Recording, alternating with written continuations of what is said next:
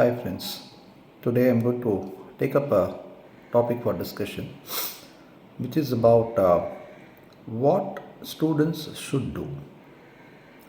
We have been observing that students of professional courses are working very hard. They're all intelligent and they're all quite bright and smart, no doubt. But then, where is the issue? What is it that it's pulling them down from getting positive results? We will quickly analyze that. Going by my experience in teaching line over the last 20 30 years or so, I should sum it up like this. One is that the students are assuming certain things which, in their view, it's appropriate. For example, let us take when preparing for a subject like law, they assume that they can just read the study material and pick up some points from there and just write them whatever that comes into their memory during the exam. But there is a very clear misconception here. The students should not only read the study material but revise it multiple times, and particularly for a subject like law or taxation, they should focus on the case laws, they should focus on the sections, and as I keep telling in my class, law is just not written, it is drafted.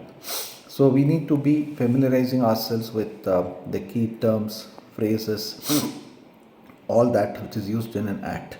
So typically I recommend my students to study the Bar Act, which enables them to pick up quality, and not only that, the content will also improve and the way they write the answer will also be different from others. So this is something which students should be aware of.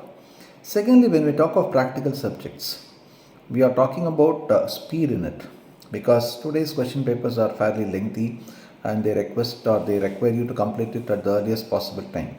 So how do you get the speed and momentum? You need to work out a lot of problems at your home, and not only that, you should work out the problems given to you as a homework by your teacher or your coach, and also try to solve problems from the past question papers like suggested answers, RTPs, MTPs, etc. Typically, for example, if you are taking a topic like a ratio analysis, nothing less than 50-60 problems you should solve. And again, students assume that solving some 10-15 problems are good enough. No, not good enough, because when you solve more problems only, you will be able to pick up some speed, that is a momentum, and you will be able to do it with reasonable accuracy levels. And the other misconception for students is that you can write an answer like an essay, or you can write an answer like whatever way you want and the examiner will go through it. My suggestion to all of you is that, dear students, write your answers with properly giving a heading, a subheading, and break up your answers into suitable subparagraphs.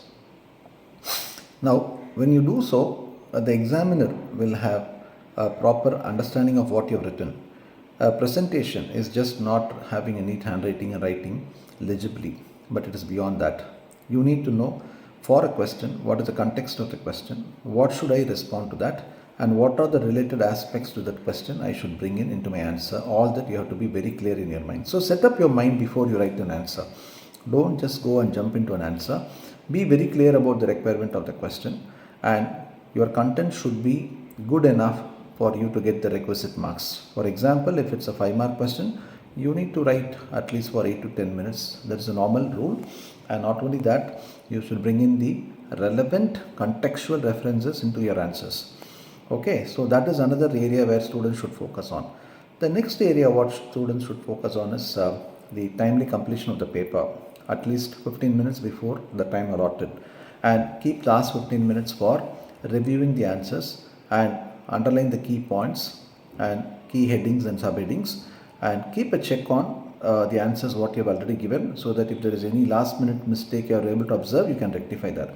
So make sure that you are able to allot some 10 to 15 minutes at the end of the time allotted for you, so that you will be able to pick up any mistakes you have committed. This is something which I request all of you to follow. I have been doing it in all my exams and I have found it very, very useful. A better presentation includes that.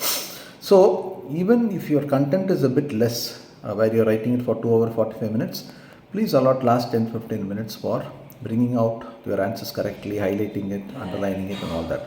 So this is another thing I request all my students to focus on. The next important thing is that what is going to be in your memory is what is going to come into your hand while you write. So the more you load your memory, the better you will be able to write a quality answer with a good content. So what I keep saying is there has to be a proper hand-mind coordination. There has to be a proper hand-mind coordination. So make sure that your hand-mind coordination works out well and keep giving inputs to your mind. So the more you read, the better you are. So you have to be voracious reader. So these are the few things which I would request all of you to follow. I will probably share few more things in my next video. Take care. Bye.